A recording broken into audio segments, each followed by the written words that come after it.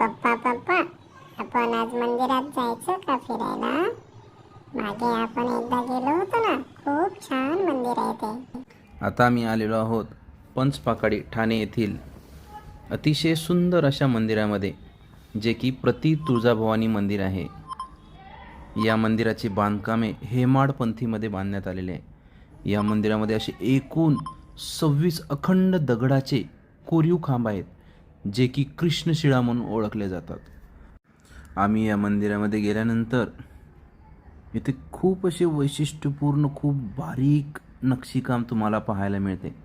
मग अद्वैत गेल्यानंतर इथे आम्ही कासवाच्या पहिल्यांदा पाया पडलो.